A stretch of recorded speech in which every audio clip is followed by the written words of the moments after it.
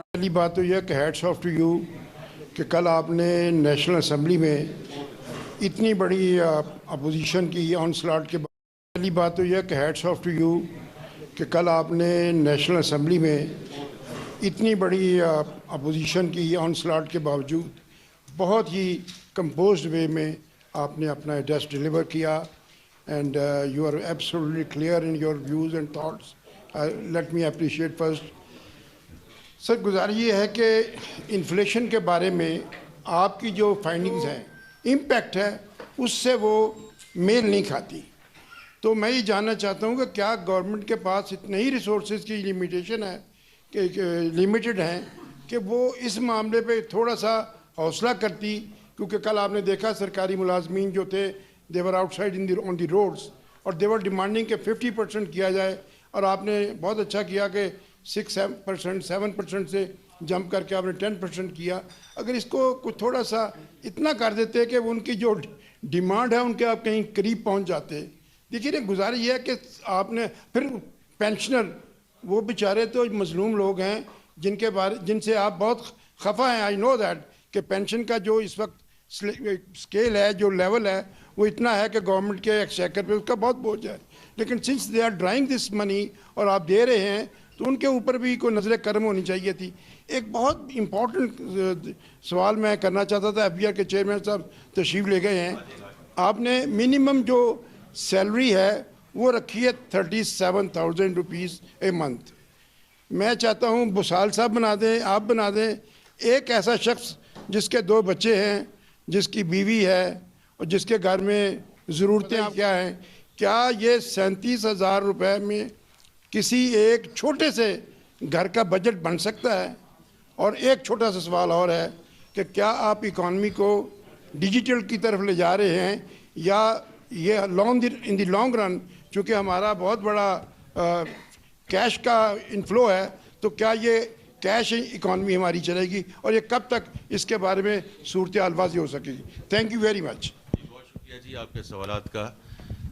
देखिए, कोई सैलरी की बात हो, पेंशन की बात हो, अच्छा मैं तो सिर्फ ये कहूँगा कि उसका कोई बेंचमार्क होना चाहिए ना. तो मैंने तो पहले ज़िक्र किया कि 50% बजाय 100% कर दें, उसको 200% कर दें.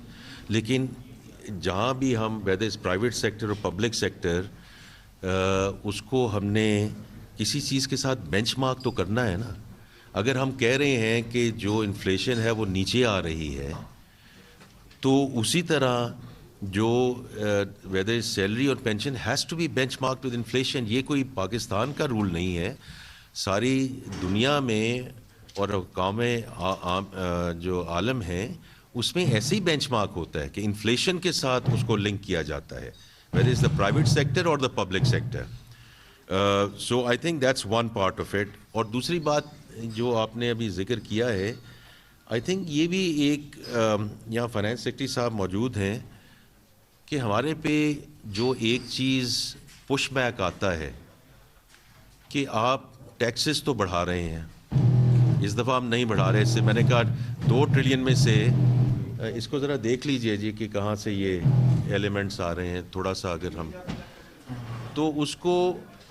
और ये बात दुरुस्त है कि अगर टैक्सेशन को जो है अगर बढ़ाते हैं या कंप्लायंस की तरफ जाते हैं, कि गवर्नमेंट का जो अखराज है, जो उसके जो अखराजात हैं वो क्यों नहीं कम हो रहे.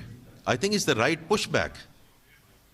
तो इस दफ़ा अगर आप देखें government expenditure has gone up by 1.9%, right. और ये मैं इसमें फाइनेंस सेक्रेटरी साहब को एक्नॉलेज करना चाहता हूँ कि जो इन्फ्लेशन है वो तो हेडलाइन इन्फ्लेशन अभी भी 7.5% है.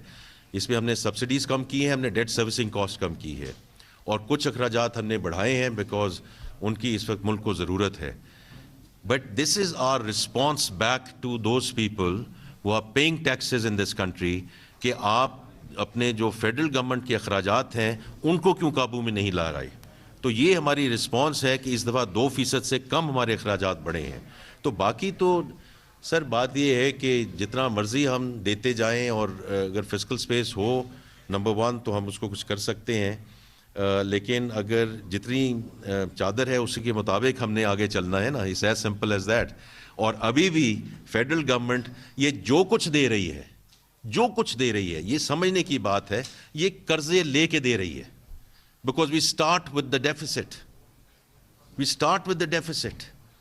تو قرضہ جو بات ہوتا ہے کہ جی آپ کے قرضے بڑھ گئے ہیں, تو اگر ہم یہ 1.9% اور یہ آپ کو شاید فائنانس سیکرٹری صاحب کو میں 1 منٹ میں کہوں گا کہ یہ بتائیں کہ پچھلے کچھ سالوں میں ہمارے جو فیڈرل گورنمنٹ کے ایکسپینڈیچرز ہیں وہ کس طرح بڑھتے رہے ہیں, اور اس دفعہ ہم نے جو 1.9% کی بات کی ہے یہ کس طرح ہم یہاں پہنچے ہیں. اور اگر نہیں پہنچیں گے تو یہ قرضے ایسے ہی بڑھتے جائیں گے, which is not the right way and it's not sustainable for this country.